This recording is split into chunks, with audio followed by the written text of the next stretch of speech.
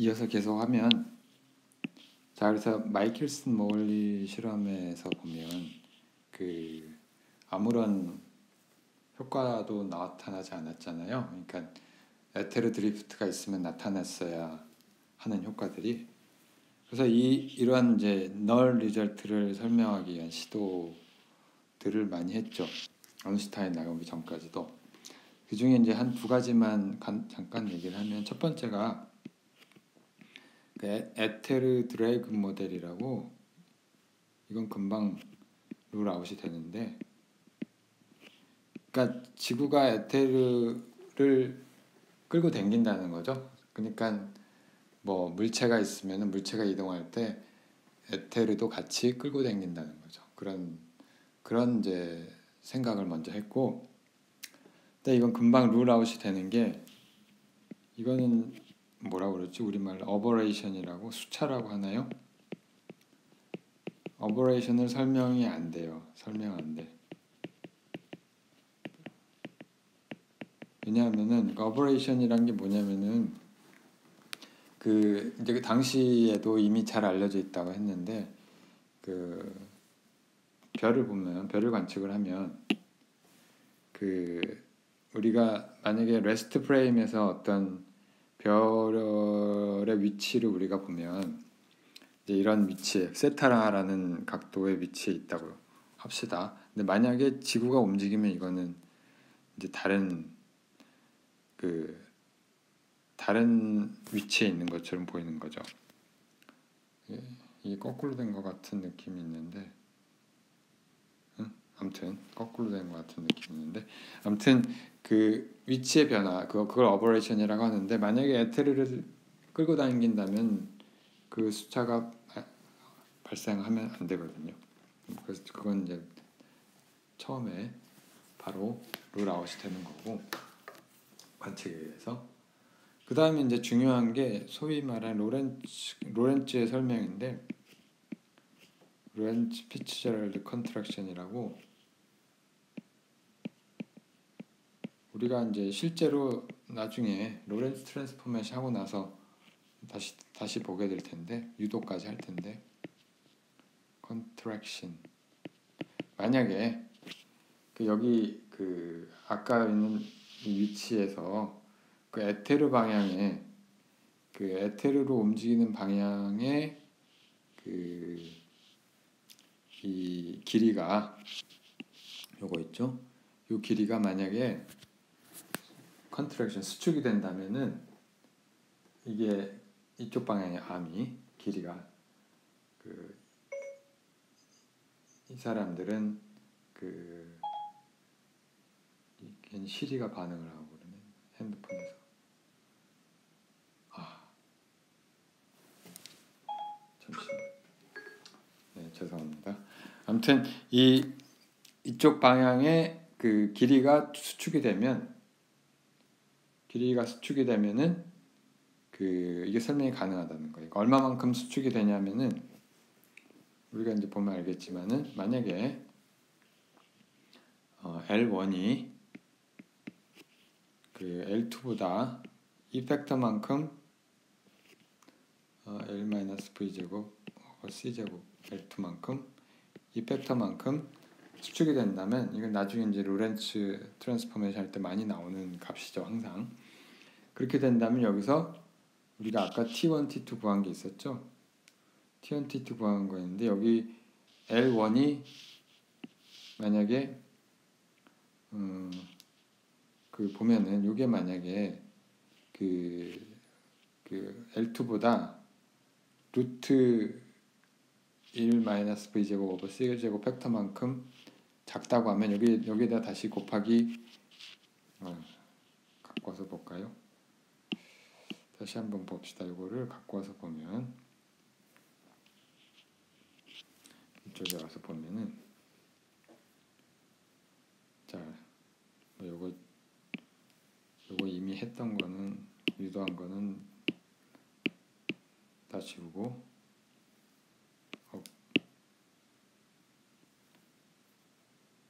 삭제하시고, 자, 이걸 보면 여기다가 곱하기 이거를 만약에 여기다가 L1을 요 값을 집어넣으면은 요 값을 여기다 넣으면은 이게 어떻게 되냐면은 루트 1 마이너스 v제곱 나누기 c제곱을 곱해줘 갖고 이게 이렇게 되죠. c의 루트 1 마이너스 v제곱 오버 l제곱 해서 l제곱이 아니라 c제곱 분의 2의 L2. 자, 두 개가 같아져 버렸죠. 그래서 T1하고 T2는 같아지고 따라서 델타 T도 0이고 페이지 시프트도 없을 것이고. 자, 이렇게 설명을 하려고 했죠. 저 설명을 시도했죠. 뭐 처음에는 이 컨트랙션이 왜 생기는지는 뭐 전혀 모르는 거고, 그 다음에 로렌츠는 이러한 컨트랙션이 생겨서 결과가 아무것도 안 나오는, 그러니까 에테르 드리프트 효과가 나타나지 않는 그 트랜스포메이션을 사실 유도를 하기도 했고요. 그게 이제 로렌츠 트랜스포메이션인데, 그러니까 로렌츠가 상당히 이미 많은 일을 해놓은 거예요. 어떻게 보면. 그런데 이제 문제는 뭐냐면은 이 사람들이 로렌츠, 사실 여기에 이제 피츠제럴드 등장하고 로렌츠도 등장하고 이제 피츠제럴드도 그렇고 기타 등등 피츠제럴드, 로렌츠, 그다음에 뭐 뿌엔카레 같은 사람도 있었죠. 이거 그 많은 컨트리뷰션을 했는데 이 사람들의 공통적인 특징은 뭐냐면은 설명을 시도했다는 거죠. 설명을 하려고 시도한 거죠. 왜 에테르 드리프트 효과가 나타나지 않는가를 설명하려고 했어요. 자, 이게 설명하려고 했고, 자, 이제 여러분들이 이미 알고 얼마나 안다는 게 뭔지는 좀 따져봐야 되는데 들어봤겠지만 이 문제를 뒤집어 버리죠. 그 매듭을 그냥 확 끊어버려. 매듭을 풀려고 하는데 뭘 매듭을 풀려고 해, 그냥 확 잘라버린 거죠. 그 매듭을 완전히 확 잘라버린 게 내가 집에서 강의 중인데 자꾸 택배가 오고 방해 어쩔 수 없어요. 자, 그래서 이 설명하려고 하는 시도를 안 해버려요. 그러니까 문제를 뒤집습니다. 문제를 뒤집는다. 누가? 알버트 아인슈타인이. 어떻게 뒤집느냐? 이거 에테르 드리프트가 나타나려고 하는 시도를 설명을 하는 것 자체가 무의미하고 그냥 그게 나타날 수가 없다는 거를 프린시플로 먼저 출발점으로 하는 겁니다. 그러니까 프리빌리지드 특별한 좌표계는 존재하지 않는다는 거죠. 그러니까 완전히 프린시플 오브 렐러티비티 여기에 적용을 하는 거고요.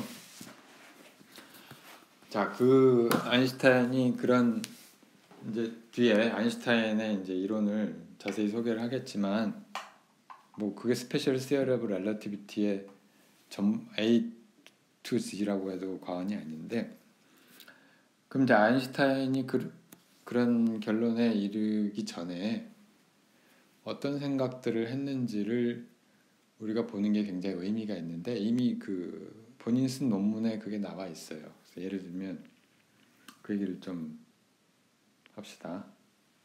그래서 아인슈타인의 아규먼트가 뭐냐면 이제 우리가 이렇게 씁시다. 이게 뭐냐면은 아인슈타인의 아규먼트. 이거 한번 읽어볼 만한 가치가 있는데, 이게 거의 이 논문의 세상을 이제 뒤흔든 특허청에 근무할 당시에 뭐 한 해 중요한 물리학 역사에서 중요한 논문을 3개나 썼는데 그 중에서 가장 중요한 게 이거였죠. 그 논문의 첫 번째 아니고 두 번째 문장이에요. 이게 물론 영어로 독일어로 썼지만 원래 그 논문의 제목은 Special Theory of Relativity가 아니고 On the Electrodynamics of Moving Bodies예요. 그러니까 사실은 Electrodynamics의 관점에서 이 논문을 쓴 거죠. 거기서부터 이제 시공간의 구조를 이끌어낸. 그래서 문제의 출발점은 이런 겁니다. 그러니까 이거 한번 좀 문장을 좀 같이 따라서 읽어보면 Take for example. 한번 이걸 생각해보자 이거죠. The reciprocal electrodynamic action of a magnet and the conductor. 그러니까 그 매그넷과 컨덕터, 자석과 전도체, 전하를 띠는 전도체의 그 상호작용에 대해서 한번 그러니까 전기적 일렉트로다이내믹이니까 전기 동력학적인 상호작용에 대해서 한번 생각을 해보자 이거죠. 그러니까 여기 그림에서 보듯이 이 그림은 그냥 그리피스 전자기책에 있는 그림이에요. 그 아규먼트를 보셔도 되고요. 그러니까 여기 자석과 그 저기 와이어, 컨덕터가 있는 그런 시스템을 한번 생각을 해보면 그 이제 여기 뭐라고 우리가 아인슈타인이 이제 진술을 하냐면 observable phenomenon here depends only on the relative motion of the conductor and the magnet. 그러니까 두 개 이 사이에서 일어나는 어떤 현상은 그 두 개의 상대 속도에만 좌우되는 게 분명하죠. 그게 이제 principle of relativity죠. 그런데 그 뭐냐면 반면에 customary view, 그러니까 customary view라고 하는 건 당시 상황 1905년도까지 그 상황에서 이 문제를 보는 관점은 그 투 케이스에 대해서 서로 아주 명확한 구별을 하고 있다는. 투 케이스라고 하는 건 뭐냐면은 첫 번째는 그 투 케이스라고 하는 걸 우리 해설을 해보면 첫 번째는 뭐 내가 여기 있는 이 작업자들이 컨덕터가 움직인다는 거죠. 그러니까 컨덕터 무브스라고 하는 건 이제 밖에 어떤 또 다른 관측자가 있어서 뒤에 이제 많이 나오는 밥이라는 친구인데 밥이라는 친구가 있어요. 그러니까 레일 밖에서 이제 이걸 보고 있어요. 그럼 얘가 이제 이 기차가 요 작업 기차가 이게 움직일 텐데 그러면 이게 어떤 종류의 힘을 받죠. 이 무슨 힘을 받아요? 이게 우리가 로렌츠 포스를 받죠. 로렌츠 포스를 받을 것이고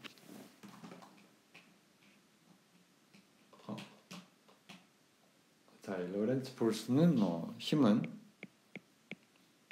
이 전하, 그러니까 여기 와이어 룹에 이제 분명히 이제 전하들이 있을 거고 그 전하들이 그 얘가 움직이는 속도하고 여기에 이제 자기장 때문에 생기는 마그넷 때문에 생기는 자기장에 의해서 이런 힘을 받게 되겠죠. 그래서 어느 방향으로 커런트가 흐르고 할 텐데 자 근데 밥이 아니라 여기에 있는 이 작업자가 보기에는 이거 알버트라고 할까요? 이 중에 한 사람을 알버트라고 하면은 여기는 밥이 볼 때는 컨덕터가 움직이는 거고 두 번째는 매그넷이 움직이죠. 이 사람의 관측에서 볼 때는 매그넷하고 뭐 철도하고 지구하고 다 자기한테 앞으로 오는 거죠. 매그넷이 역시 V의 속도로 반대 방향으로 움직이게 되는 거죠. 근데 이 경우에는 알버트가 보기에는 알버트가 보기에는 본인은 정지해 있죠. 컨덕터는 가만히 있죠. 응? 그쵸? 컨덕터 가만히 있으니까 움직이지 않는 그 컨덕터의 자기력은 없죠. 자기력은 속도하고 관계가 있으니까.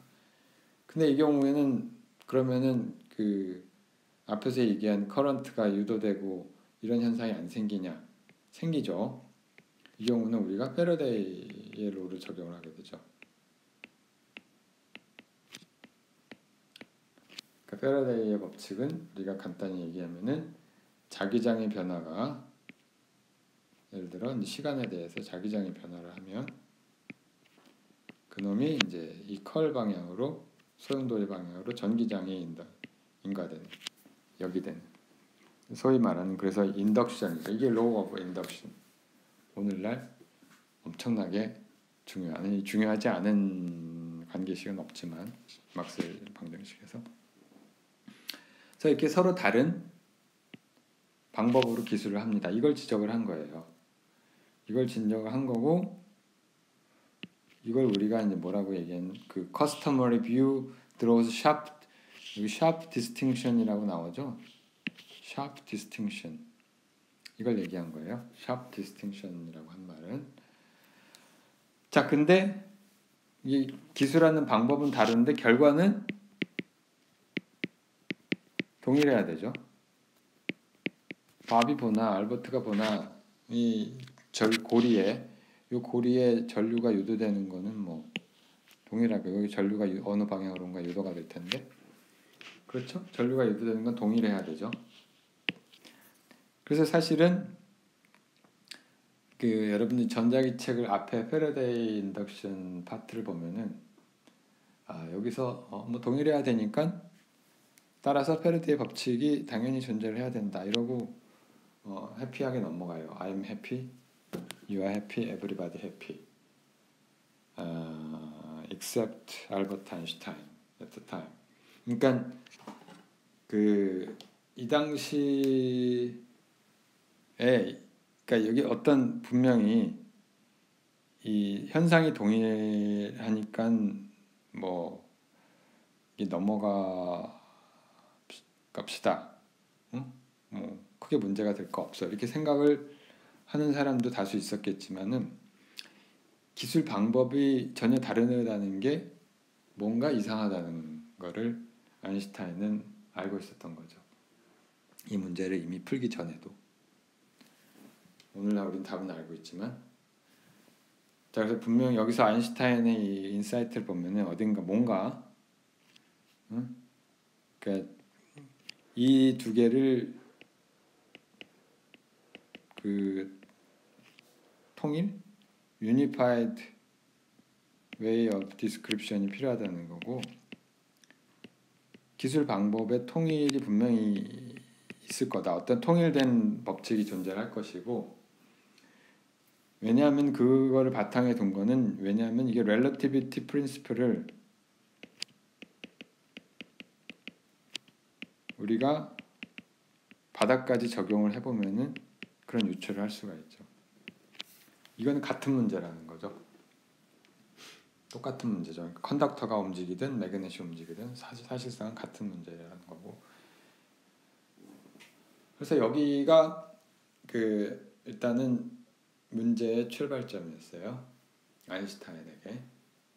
적어도 이제 논문상에선 그렇다는 이야기고. 그 실제로 어떤 일을 했느냐면은 그 두 개 여기 이제 이 문제를 결국은 어택을 하기 위해서 그 아인슈타인의 두 개의 중요한 포스툴레이트를 하게 되죠. 포스툴레이트 우리가 번역을 뭐라고 해야 되냐? 가설보다는 훨씬 센 거고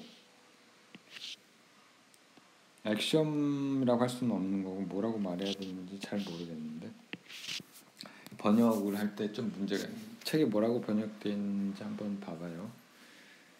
가설이라고 보통을 하는데 가설보다 훨씬 센 거예요. 그렇다고 수학적 액션은 아니고 근데 아무튼 첫 번째가 모든 물리 법칙은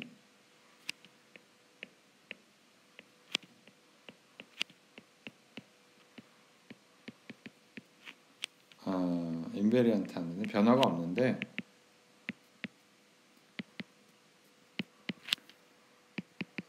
뭐에 대해서 변화가 없느냐? 그러니까 서로 다른 속도로 상대 속도를 가지는 모든 등속이죠. 모든 레퍼런스 프레임에 대해서 뭐 예를 들어 이너셜 프레임이라고 하면 이 모든 레퍼런스 프레임에서 다 동일하다는 얘기죠. 사실은 이거는 아인슈타인의 포스트레이트가 아니라 이거는 잘 알려진 거죠. 역학에서 갈릴리안 인베리언스죠. 우리가 그 뉴턴 역학을 가지고 그 갈릴리안 인베리언스를 보였잖아요. 첫 시간에.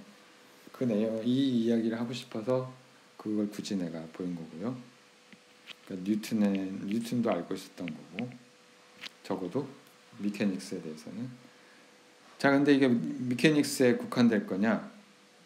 그 모든 물리 법칙에 적용이 돼야 될 것이라고 하는 거죠. Laws of Physics, Laws of Mechanics가 아니라 일렉트로다이내믹스에도 당연히 적용이 된다는 뜻이죠. 이게 결국은 한마디로 Principle of Relativity고,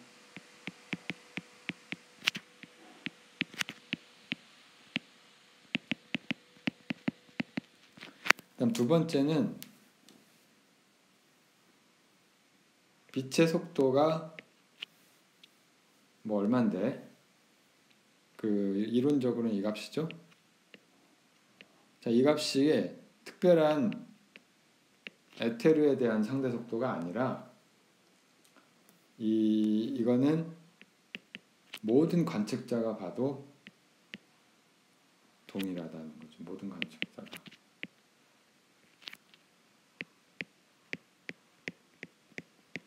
이게 사실 이것도 혁명적인 거죠. 이게 첫 번째도 물론 중요하지만 첫 번째는 사실 갈릴레이 프린시플을 모든 피지컬 로에 적용을 하겠다는 거고, 두 번째는 이게 모든 관측자에게 그 빛의 속도가 동일하다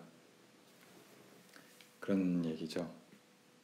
근데 이거를 여러분들이 얼마나 생각을 해봤을지 모르겠는데 이게 매우 이상한 거예요. 이게 역학에서 우리가 배우는 그 프린시플하고 완전히 상충되는 거죠. 왜냐하면은 자, 빛이 C라는 속도로 오고 있어요, 나한테. 그럼 내가 그 빛으로부터 도망을 가면은 내가 보는 빛의 속도는 그 내가 도망가는 속도를 V라고 합시다. V만큼 빼준 속도가 돼야 된다. 이게 역학 그 운동 보통 고전 역학의 프린시플 중에 하나죠. 키네매틱스에서 상대 속도의 그 룰에 따르면 이제 한술 더 떠서 만약에 내가 그러면은 빛의 속도로 빛을 쫓아가면 어떻게 되겠느냐? 그러면은 빛이 정지한 것처럼 보이는 게 그러니까 우리가 고전 역학적 룰이고, 그런데 이 두 번째 아인슈타인의 포스트레이트에 따르면은 내가 빛의 속도로 빛을 쫓아가면 그 빛은 여전히 빛의 속도로 달아난다는 뜻이죠. 매우 이상하게 들리는 이야기인데, 그게 이상하게 들리는 이유는 우리의 그 우리의 감각의 한계 때문이죠. 사실은 우리가 오늘 알고 보면은. 근데 아무튼 이런 생각을 아인슈타인은 빛의 속도로 빛을 따라가면 어떻게 될 것인가, 이런 질문을 김나지움 다닐 때부터 했다고 해요. 참 특이한 학생이죠. 그리고 우리 여러분들이 아시다시피 이거는 이제 그 물리학의 당시에 우리가 물리학 법칙의 근간을 이제 흔들어 놓게 되는 거죠. 우리가 이제 지금부터 좀 자세히 들여다보듯이 볼 예정이지만, 그래서 시간이 조금 애매한데 뭐 이 정도. 다음 시간에 할 거를 잠깐 미리 얘기를 하면은 우리가 Geometry of Relativity를 얘기를 할게요. geometry of relativity. 그러니까 본격적으로 우리가 로렌츠 트랜스폼을 수학적으로 정확히 다루는 거 하기 전에 우리가 이 빛의 속도가 그러니까 이 두 번째 법칙 있죠. 이 두 번째 법칙에서 파생되는 그 geometry of relativity. 다른 geometry는 여기서는 이제 공간도 있지만 공간과 시간을 포함하게 됩니다. 이 시공간의 geometry가 어떻게 되느냐에 대한 이야기를 다음 시간에 하기로 하고요. 뭐 예를 들어서 simultaneity, 그 동시성이란 게 뭐냐. 요거는 사실은 우리가 한번 생각을 해보면 뭐 다음 시간에 다시 얘기하겠지만 우리가 동시성이라고 하는 거를 경험적으로 너무 당연하게 받아들여요. 그래서 예를 들면 내가 그 지금 이 수업을 하고 있는 동시에 그 저기 다른 내가 지금 잠시 대전에 있는데 저기 집에서 이 재택 녹화 강의를 하고 있는데 이 시간에 여러분들은 아직은 이 수업을 듣고 있지는 않을 테고 지금 현재 3월 16일 오후 12시 47분 몇 초 이 순간에 여러분들은 뭔가를 하고 있어요. 동시에 하고 있죠. 근데 이 동시라고 하는 개념이 거리가 떨어져 있으면 확인하는데 사실은 그 거리 나누기 빛의 속도 그 아주 짧은 시간이지만 그 시간보다 짧은 동시라는 게 무슨 의미가 있을까? 이걸 한번 생각을 해볼 필요가 있어요. 동시라는 걸 확인할 수가 없잖아요. 그 우리가 상대론을 공부를 하기 전에도 그러니까 C가 일정하다는 우리가 항상 어떤 게 동시라는 걸 확인을 하려면 그 동시였다는 것을 확인하는 데 걸리는 시간이 필요해요. 근데 이게 나하고 여러분들 대전과 광주 정도면은 뭐 큰 어차피 빛이 가는 시간은 굉장히 짧으니까 감측할 수 없을 정도로 구분할 수 없을 정도로 물론 그 구분할 수 정밀하게 측정하면 제 얘기를 하지만 그런데 이 스케일이 지구하고 태양 예를 들면 태양에서 지금 무슨 일이 일어나고 있고 아니면 목성이라고 할까요? 지금 2호가 목성의 어디 부근을 돌고 있느냐라고 묻는다면 우리가 목성에서 여기까지 빛이 오는데 걸리는 시간이 참 잊어먹었는데 한 시간 한두 시간 걸리나? 그 뭐 태양의 경우는 한 8분 20초 걸리고 지구까지 오는데 그러면은 그게 동시인지 아닌지 지금 뭐 하고 있는지 확인하는데 시간이 상당히 많이 필요해요. 그러면 이게 동시라는 게 무슨 의미가 있을까? 뭐 그런 생각을 한번 해볼 수가 있고요. 좀 더 자세한 얘기는 이제 다음 시간에 하도록 합시다. 그럼 여러분들 수업 잘 들으시고 이게 수업이 너무 빠른지 혹시 느린지 괜찮은지 그 피드백을 좀 주면 좋겠어요. 한 2번 정도 수업을 들으시면. 그래서 오늘은 뭐 여기 이 정도 2번째 수업을 마치도록 하겠습니다. 그럼 다음 시간에 이만.